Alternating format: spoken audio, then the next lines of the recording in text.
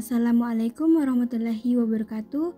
Saya Intan Miliasari dengan nomor induk mahasiswa 2305015010008.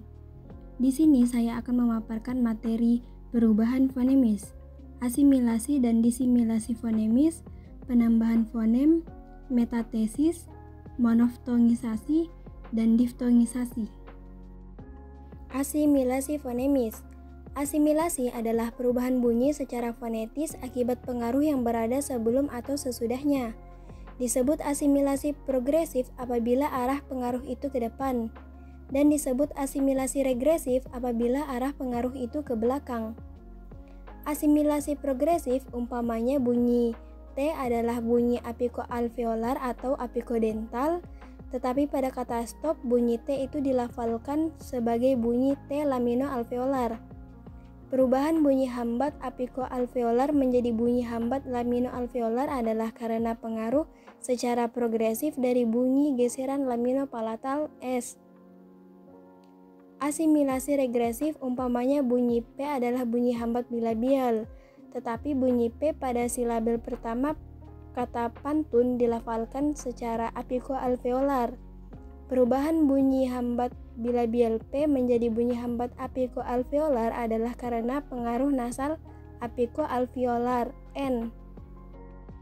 Disimilasi fonemis. Disimilasi adalah dua buah bunyi yang sama diubah menjadi dua buah bunyi yang berbeda atau tidak sama. Misalnya dalam bahasa Indonesia ada kata pelajar yang berasal dari pembentukan per tambah ajar yang seharusnya menjadi perajar. Namun, di sini bunyi R pertama didisimilasikan dengan bunyi L sehingga menjadi pelajar. Penambahan fonem. Pemunculan fonem atau penambahan fonem adalah hadirnya sebuah fonem yang sebelumnya tidak ada akibat dari terjadinya proses morfologi. Misalnya, dalam prefiksasi me dan pe akan muncul bunyi nasal yang homorgan dengan fonem pertama dari dasar yang diberi prefiks itu. Contoh katanya yaitu prefiks me ditambah kata buru menjadi memburu, prefiks pe ditambah kata baca menjadi pembaca. Juga akan muncul bunyi pelancar fonem y apabila sebuah kata yang berakhir dengan bunyi i diberi sufiks an, dan akan muncul bunyi pelancar w apabila sebuah kata yang berakhir dengan bunyi u diberi sufiks an. Contoh katanya yaitu hari ditambah sufiks an menjadi harian, satu ditambah sufiks an menjadi satuan. Metatesis. Metatesis adalah perubahan urutan bunyi fonemis pada suatu kata. Dalam bahasa Indonesia, kata-kata yang mengalami metatesis ini tidak banyak.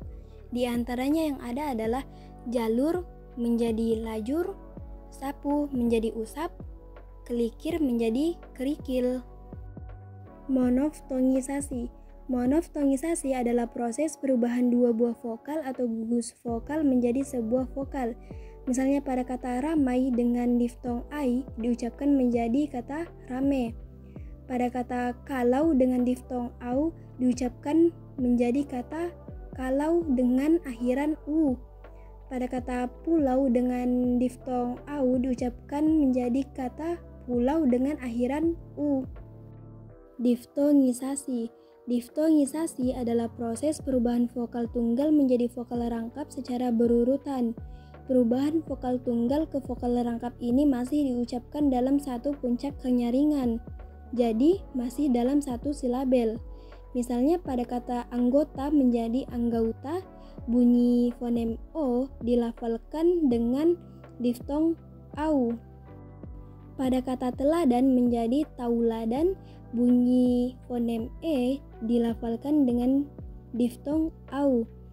Pada kata sentosa menjadi sentausa, bunyi fonem o dilafalkan dengan diftong au. Sekian dari materi yang dapat saya paparkan. Wassalamualaikum warahmatullahi wabarakatuh.